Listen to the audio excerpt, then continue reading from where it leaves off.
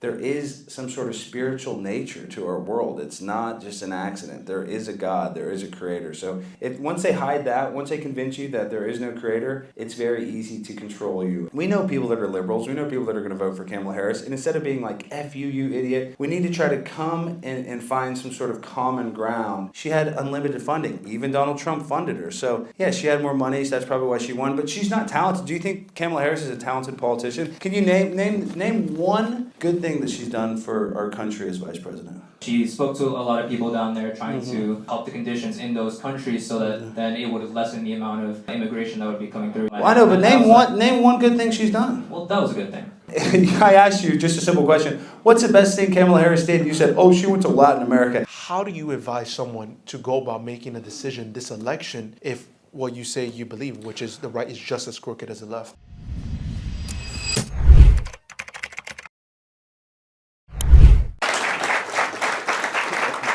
That was nice. Did you like that? Well, I mean, I didn't even like talk that much. I just, I have a few jokes that I like to use. I just recently opened up for my biological stepfather, Tucker Carlson. You guys know Tucker? Yes, we like Tucker. But this is the biggest problem, guys. Forget it whether you like Tucker or not. You have to realize that he had the #1 rated show on Fox News. #1 rated show. And then they fired him because he spoke out against the war in Ukraine. And he also said that the election was stolen. And if these media companies actually cared about making good entertainment or making good content, you wouldn't fire the #1 rated host. So it just shows you that our entire media is fake. They don't care about views. All they care about is creating a narrative and making sure that that government-approved narrative is so ingrained in your mind that you're basically brainwashed. It's like, here, let me give you a vaccine that only causes slight myocarditis. You guys see that? All these young people died suddenly. And that was the media. And I'm not saying whether you want to get vaccinated or not. It's just if anybody in the media said, you know what, myocarditis is on the rise, they would get fired. So just think about that we have no integrity whatsoever when it comes to what we view or what we read. And the media is just full of crap.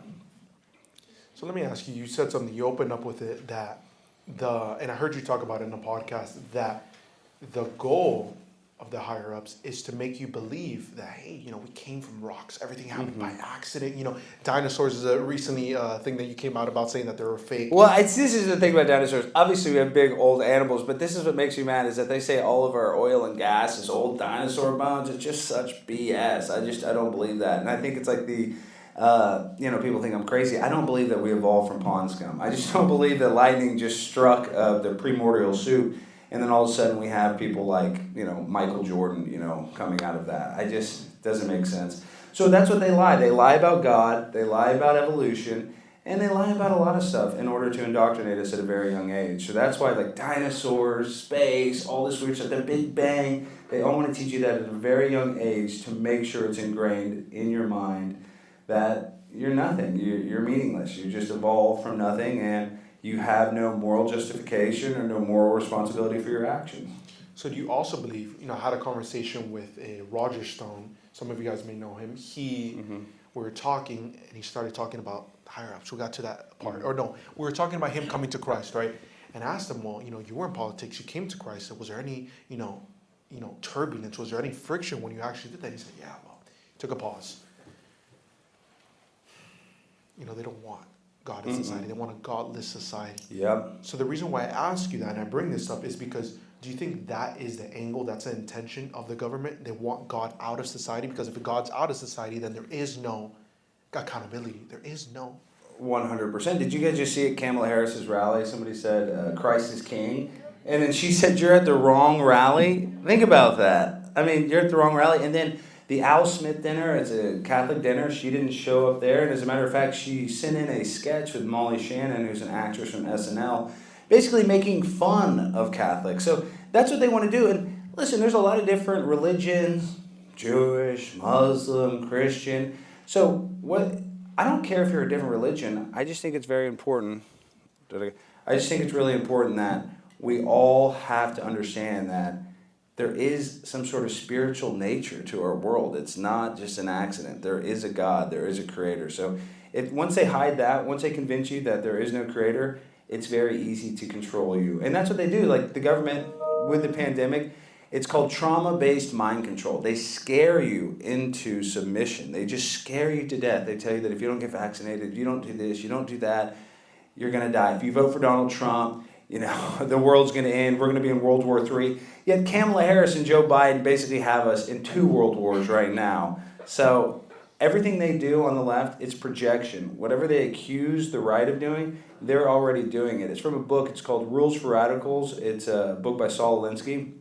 And in that book, which Barack Obama said that he studied, one of the main tactics is you accuse your opponent of doing exactly what you're doing. It's just a way of deflecting from your crimes. So that's what the left does. They just use deflection and projection in order to create, a divide between us and them. And that's the other problem. It's like we play into their hand. Once liberals and conservatives are fighting, blacks, whites, blacks, Chinese, gays versus straights.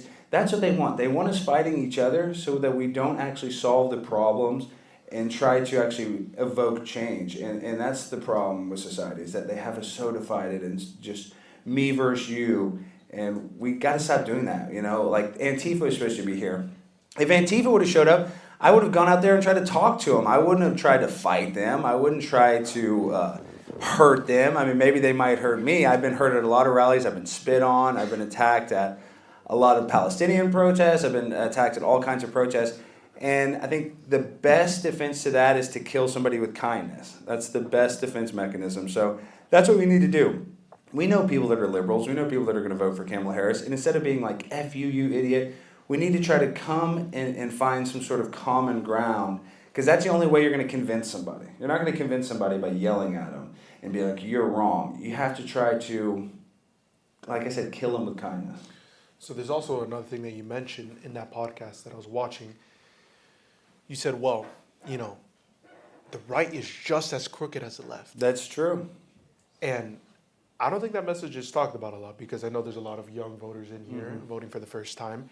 And you can't also be naive to think, well, Donald Trump, he's perfect. He's an angel. He's going to save the world, which he can. But, he's perfect. You also can't be naive to think that as well. There has to be a little bit of leeway. But how do you advise someone to go about making a decision this election if what you say you believe, which is the right is just as crooked as the left? Well, Donald Trump was different, right? He was not a politician when he won in 2016, and everybody said he was going to lose. And, was his presidency perfect? No, he probably would have done some stuff different. And that's why I think it's so important that we vote for him, so he can actually rectify a lot of the issues that he might have made mistakes. But after Donald Trump, let's pray that he wins, he gets in, he gets 4 years, and he'll be great. But after Donald Trump, there's not a lot of people in D.C. that actually care about this country. All the people on the right, they vote for never-ending wars, and I hate war. I'm anti-war. I think killing people is terrible.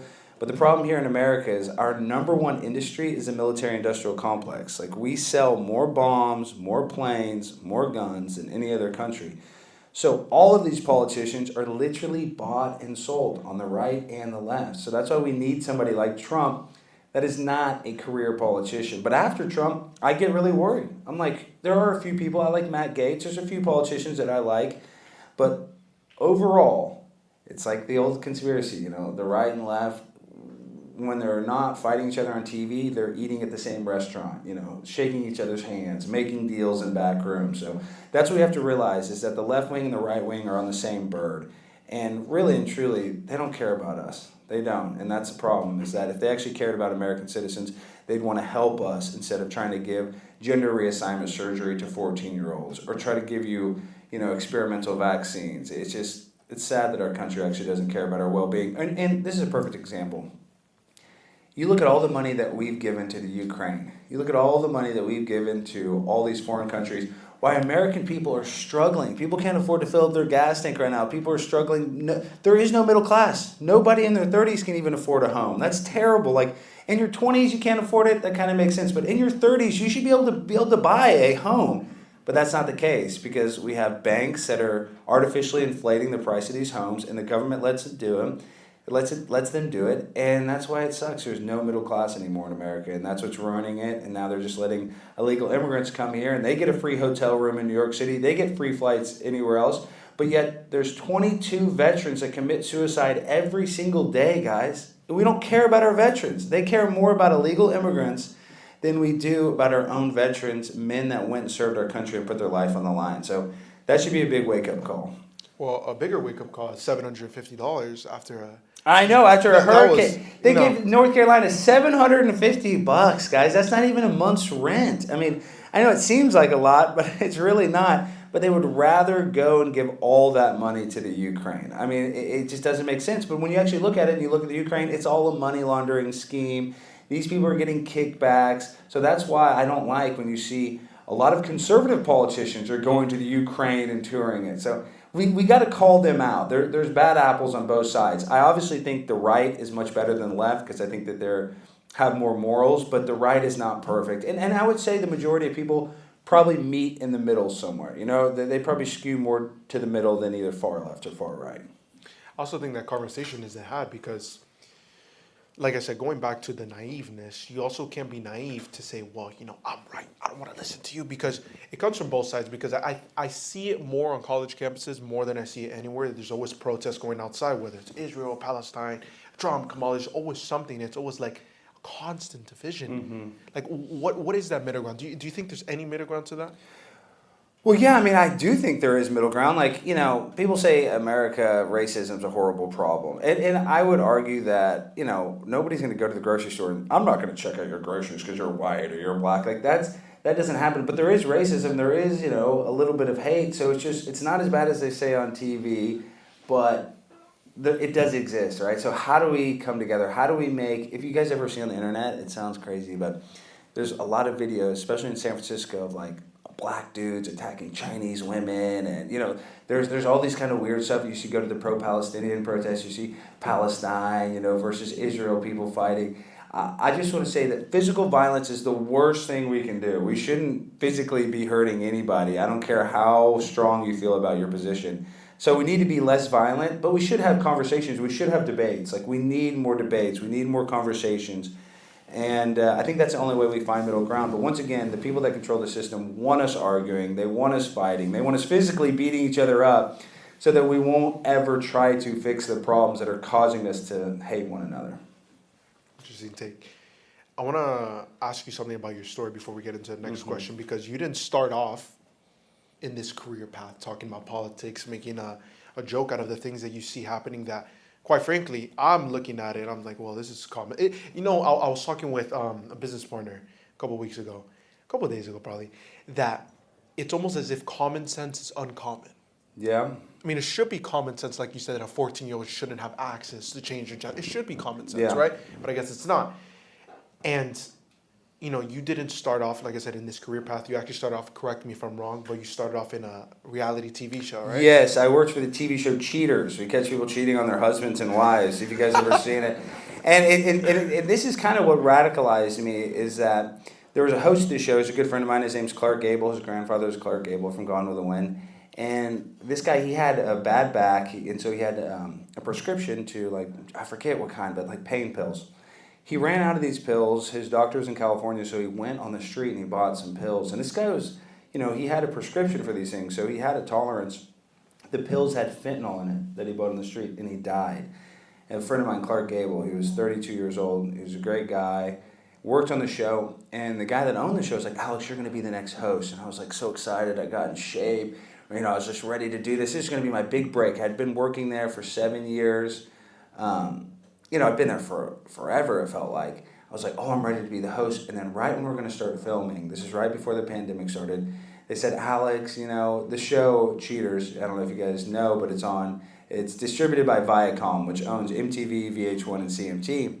And they said, Alex, we're going to go a different direction with the host. And they hired this guy named Peter Guns, and he's a black rapper. He's actually, you know, had a couple hit songs. Really nice guy. I like Peter. But the reason why I know is a DEI pick, why they wanted it to be a black guy, because obviously we have a predominantly black audience, but they made him change his name from Peter Guns to Peter Panky because they didn't want to glamorize gun violence. And so that's when I knew, and it was that day when they said, Alex, we still want you to work for the show. We still want you to be a producer on the show, but we don't want you to be the host. And that's when I went on my own and I started podcasting. And then, you know, I started talking about, you know, crazy stuff, conspiracies, governmental stuff, really anti-government stuff. And then COVID happened, and I went and I started speaking at city council meetings, honestly, like, what's going on, these regulations, you guys are shutting everything down. I remember what pissed me off the most is that there's a park next to the airport where there's like a big track and a lot of people walk there, and they closed the bathrooms there. And these are like open air bathrooms. And there's this old guy that used to walk, and he stopped walking. I remember I was friends with him on Facebook, and I was like, I never see you there. He's like, well, I have a colostomy bag. And now he's like an old guy in his 80s. He's like, I can't walk there because I don't have a bathroom in case I need to go to the bathroom to clean it, this and that, so I just don't feel comfortable going there. And that's when I realized the government shut down bathrooms because of COVID. We can't even go pee because of COVID. It makes no sense. So I started speaking at city council meetings very earnestly, like, you guys got to stop this. Nobody paid attention. But as soon as I went there and I was like, Dr. Fauci, give me that ouchie. I want that booster in my cooster. And I started acting crazy. It started to go viral, and then my message started to get out there. So that's what I realized, is that you have to use humor to try to wake people up. If you're so serious all the time, nobody wants that. You got to give them a little humor, a little levity, and then that message comes across a lot better. And what was effective about it, Jacob, is that people couldn't tell if I was real or not, right? So they got confused. People on the left were like, this guy's so embarrassing. And then people on the right were like, fuck this guy, and excuse my French, but that's what the response was online. It was a lot of hate, and that's what made it go viral. So if you are a content creator, I know there's some young people that are in media, that's probably some of the best content to create that's a little ambiguous, that kind of makes you think on both sides, like, is this guy for real? Is this guy not? So remember that my content that works the best is if people can't tell if it's real or fake. Interesting. Talking about the, not yet. Talking about the humor, I know, before we open the floor up to some Q&As, I know you make a mockery out of some things that are happening, most things that are happening right now. You clearly, make a joke out of the administration, which I think most people would say they do too. Is there anything good you could say about them? About Joe Biden, yeah, when he put on that MAGA hat, I thought that was good. I like that. And when he put on that hat, I like that. And, and really and truly, a lot of people, we make fun of Hunter Biden for being a crackhead. I like that he's a crackhead because it kind of makes him, humanized. We all know somebody that has issues with drugs and alcohol.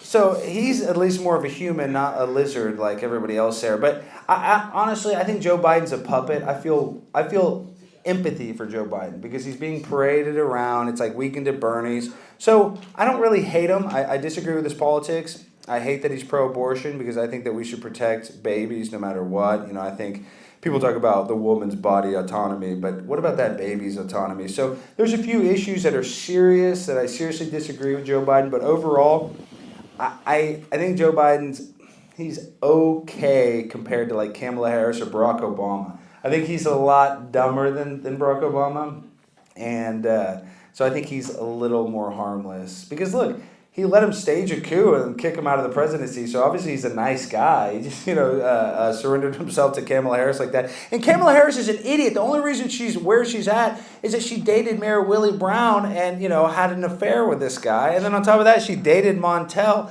I mean, Kamala Harris literally slept her way to the top. I don't care what you guys say. She literally did that. So if you're a woman out there, I do not encourage that. But if you're dumb, I guess you have to use your boobs to make it in life. And Kamala Harris is a perfect example of that. Well, he's honest. Yeah. So I want to open up the floor to Q&A. Oh, and let me say this one thing, Jake. Jacob's a great guy. When I was in college, I remember Barack Obama became president, and I didn't even vote for him, but everybody's like, oh, this is so cool, this is change, this is change. It ended up being terrible. Barack Obama did nothing for the black community, was an absolute joke of a president. Come to find out, is Michelle Obama a boy or not? That's still a conspiracy. My point is, we're not even going to get that weird.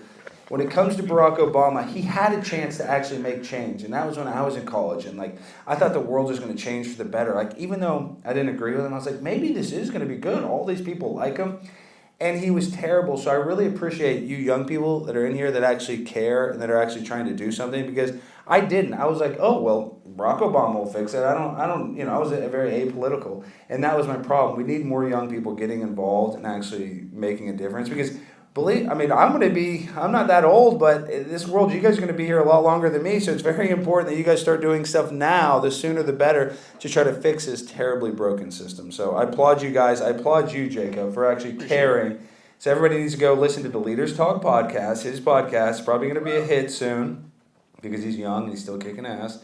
And, get involved. A lot of people think this election, President Trump versus Kamala Harris is incredibly important. It is, but also your local elections, your local politicians running in local races. Those are some of the most important because when it came to COVID and they opened up, it was cities that opened up. It wasn't the country, it was cities and states. So it's very important to go get involved at a lower level. I would argue that even the lower level is almost even more important than any federal election.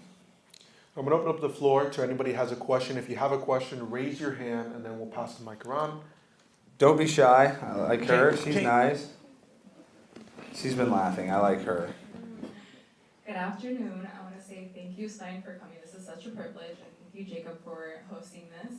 My question is, do you feel that, or do you believe that schools have a way of moving students to believe kind of like the liberal side, the democratic side? Do you believe that schools have that tendency to move kids in their beliefs? Well, 100%. I mean, that's the problem is with our school system. There is something beautiful when they teach us when we're young, like sharing is caring. It's nice to share your toys, but now they want all-out socialism. So that's the problem is that we have all these teachers too, where this has been exposed, where teachers will have closets in their classroom so students can change their, let's say the kid identifies as non-binary or trans, and so the parents will bring them to school in their normal jeans and t-shirt, and teachers are letting kids put on a dress behind their parents' backs. So you just look at Libs of TikTok, who's one of the biggest accounts on Twitter now, exposes a lot of that because it's our schools that are doing this. It's our schools that are brainwashing children at a very young age that this kind of weird sexual perversion. I mean, they're teaching sex ed at at way too young of an age. And this is the problem. Now some of these schools that are teaching sex ed in 5th grade, 6th grade, this is elementary school, they don't teach them just heterosexual sex. They teach them about masturbation. They teach them about gay sex. It's just unnecessary. It's really unnecessary. So if our schools took more accountability to be neutral and to be less of a indoctrination camp, it would be a better system. But every school that you go to, except for maybe some private schools might be a little better at this, but any public school you go to, it's almost impossible not to get indoctrinated in kind of this weird leftist, Marxist, socialist cult. And I wish that wasn't the case, but yeah, I think our public school system is one of the biggest plagues on society. And I'm happy you guys are all here. I mean, college is great too.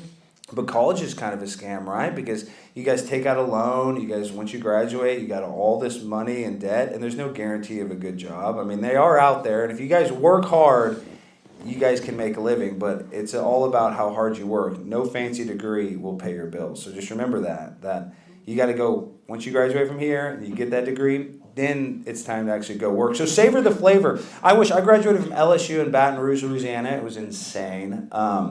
We got so drunk. It was so bad. So bad. I still have alcohol poisoning from it. But my point is, now looking back, I wish that I took advantage even more. I wish I was more involved politically. I wish I was taking advantage of knowing my professors, talking to your teachers. And that's another little hack for all of you guys that skip class and, don't put in the hard work. As long as you go be friends with your professor, they will give you a C. I swear. A D at the worst, and D equals degree. So just be nice to your professor. That is a college hack. Go be nice to your professor. Even if you skip class, just apologize. And I guarantee you, your teacher will probably pass you. So it's a little hack. Any other questions? Come on, don't be shy. I know somebody's got a question. Hey, the guy in the back, he's raising his hand. He's got the headphones on. That guy. And then we'll get you after. Hi there. You mentioned a little bit about Kamala Harris sleeping her way to the top. Mm-hmm. Just wanted to mention that she was elected Attorney General, DA, several times, and then she was elected Vice President. So not entirely. She did sleep with. Well, Willie Brown is the one that helped her get the job as Attorney General, who was the mayor of San Francisco. Right. Yeah, I know, but see, this is the other problem. Even Donald Trump at the time No. donated $4,000 to her. Of course. And see, that kind of proves my point, right? If your campaign has more money, you're generally going to win. That's the sad part of politics. It's not a meritocracy. It's not the best person that wins. It's a person that has the most from their political action committee to put fundraising into their campaign. So money talks, BS walks. Like if you have more money, you can put more ads on, you can canvas more. It just makes your campaign a lot more successful the more money you spend. So yeah, because she had access to a Mayor Willie Brown, she had unlimited funding. Even Donald Trump funded her. So yeah, she had more money, so that's probably why she won. But she's not talented. Do you think Kamala Harris is a talented politician? Can you name one good thing that she's done for our country as vice president? As vice president specifically? Yeah. I mean, she did a lot of outreach into certain Latin American countries. I know Honduras and certain. How does that help America? I know, but explain to me how does her calling Latin America help struggling Americans here with their bills? She went down there to try to speak to So she went and helped Latin America. I'm asking you, how did she help America? How did she help Dallas, Texas? Okay. So she spoke to a lot of people down there trying to help the conditions in those countries so that then it would lessen the amount of immigration that would be coming through. This is why people call her the border czar. It's because that was her job, was to do some outreach into those countries and figure out if we can get to some of the root causes of why people are leaving their countries and entering the United States. But that's besides. Well, I know. So you're saying, the best thing that Kamala Harris did for America was go down to Latin America and make it a little better so less people will illegally migrate here? I didn't say best thing. That's just off the top of my head. I know, but name one good thing she's done. Well, that was a good thing. I don't think that's good because you mentioned that Kamala Harris did a coup to get Joe Biden out, but it was Donald Trump in the 2020 election who sent 79 false fraudulent electors to Congress on January 6th so that they could be certified. And the plan was for Mike Pence to break the Electoral Count Act to choose these false electors instead of the ones chosen by their legislatures. No, I like you. I like. At all? No, I don't think that's a coup because on January 6th, no, here, I'll tell you this, because on January 6th, they said that was the worst thing since 9/11. Yet 3 hours after January 6th, they were able to reconvene and certify the election in Joe Biden's favor. It was delayed because. 3 hours, a delay of 3 hours. Kamala Harris was disruption of the democratic process. Kamala Harris was never elected. She's running for president. Vice president. She was elected vice president, but no, let him talk. I'm saying she was not elected by her party. There was no primary, so nobody even got to challenge her. We're going to cast our votes for Joe Biden and decided to choose. Yeah, that's called a coup. That's called a coup, dude. No. Yeah, there's no coup for yes, primary that's process in the Democratic Party. That's a coup. She was not voted. Organization. Well, you're not that smart because you don't realize in primaries we vote for our candidates, and there was never a vote to make Kamala Harris. Had already decided. That's when you do a primary, you're deciding who your delegates will choose. All the delegates. No, I know this guy thinks he's so smart, but you can't just admit that there's never an election. There was never a primary process. What about January 6th? And yeah. No, and it's funny because I see this guy, he's brainwashed. So how many vaccines do you have? Probably a lot of them. Yeah. Well, I can tell you're vaccine injured. I can tell that you're vaccine injured, which is fine. This is good. And, I asked you just a simple question. What's the best thing Kamala Harris did? And you said, she went to Latin America. Guys, this is how smart these people are. He's America last. We need to put our country America first. So this guy doesn't care about our country. He cares more about Kamala Harris's work. Say that again? Has she stopped immigration? We've had more illegal immigrants come here. We have over 15,000 people that are in this country that have previously been convicted of a homicide. And then 13,000 people have been convicted of a sexual assault that are here. Now, you can say illegal immigration is good. Yeah, we need people. Who's going to cut our lawn? Who's going to do landscaping? I don't want a bunch of rapists and murderers coming into our country unvetted, but you do. You do. Wait, yeah. Okay. Oh, you don't want that? Then why don't you vote for Donald Trump, a guy that's going to actually stop it, instead of Kamala Harris, a border czar that literally lets people in here with no background check. So if you cared about our country, if you cared about people's safety... We'll get back. We'll finish. You should talk to Lake and Riley's family. She was a nice young woman killed by an illegal immigrant. We should do all we can to stop We'll stop it here. Okay. When Donald Trump killed the border bill that was happening We'll stop it here. No, I like this guy. I appreciate. like You know, him. wait. Before I appreciate. we'll stop it. So one thing I will say, whether you guys agree with him or disagree, I think that was raw, and I applaud you personally Yeah, for we like speaking it, out yeah. because you know what? Yeah. I think that what you just did isn't done enough. You see, Yeah, I people that agree. believe differently than what he believed. I know he's very polarizing. People that we're going to bring up are very polarizing. It's okay. You know, I appreciate that you actually spoke out. You shared your thoughts. I think that was a moment that most people could take away and learn from. So I applaud you for that. And I know there was another young man. Do you still have the question back there? Jay, can you pass him the mic? Last question, and then we'll move on. Oh, I think she had it. Okay. Yeah, so this is more about a question about the future of automation. So I'm seeing around on social media about drive-thrus in restaurants like talk about introducing AI. And I heard people used to joke about like AI is going to make us flip the burgers, but now AI is flipping burgers, and I don't really know how to feel about that. I feel like automation is becoming a real threat due to AI. Yeah, no, I think automation is a big deal, and AI is a threat, but also every single telecommunication company, you know, from AT&T, Verizon, you know, they spend billions of dollars on artificial intelligence so that when you call the customer service, that you are not speaking to a human. It's like, hi, welcome to AT&T. And with this technology, every time they test it, a human can always realize they're talking to a robot.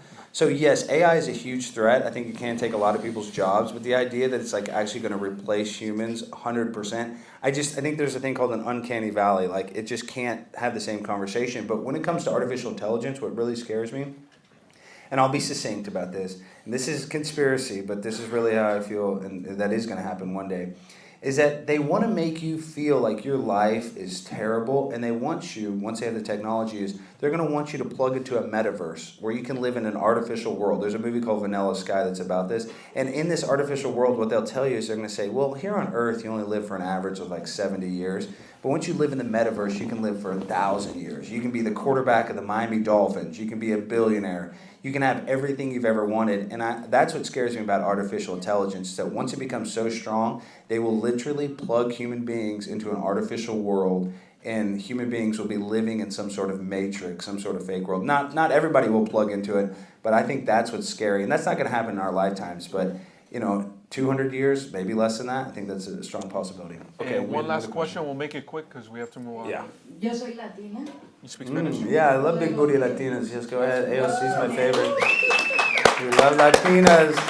I don't speak English fluently yet, but I try to sound no to this gentleman. Ajá, somos latinos y hemos venido aquí en un privilegio que nos ha dado este país. Un privilegio que debemos ganarnos y que debemos de sostener este país. Y la única persona que lo ha hecho ha sido Trump. Primero, América. Sí, sí, sí. Well, I guess that's the end of my time. Everybody, you know, you have Ryan, you have Laura Loomer, we have some great other speakers going to come up here and speak. And I just want to say this, I'll leave before I go. What she said? I know. What did she say? She said that she came to this country, and the only person it's a privilege to be able to come to this country and live in this country. You need to do so legally, and the only person who's going to ensure that is Donald Trump. So she said she's for America first. Thank you. And see, that's what's great, is we want immigration, guys. I'm not anti-immigration, but we just need people that come here and that respect this country. She respects this country instead of people that come here and want to use and abuse this country. So that's why God bless you for coming here and having American pride and trying to make this a better place instead of trying to make it a worse place. So God bless you. Thank you. And I just want to say thank you guys all for being here. It's a privilege to even come here and speak. The conservative pack that put this together, I really appreciate it. Preston, Jacob, you guys are crushing it. And the fact that you're young and doing this now, I think, you know, there's no ceiling for the amount of success you can have. So just Appreciate keep it. grinding. And, you know, this is the other thing, is you have to work every single day to be an overnight success. A lot of people are like, Alex, you know, you were an overnight success. You don't deserve it. A flash in the pan. They don't realize I had to grind every single day on Cheaters. You know, I had to grind in a lot of different jobs that I didn't like. And once you grind enough, guys, You'll make it. You'll make it. I love that. It's all about the work you put in. Guys, So please give a it round up of for them. applause Thank for you, guys. Alex Stein.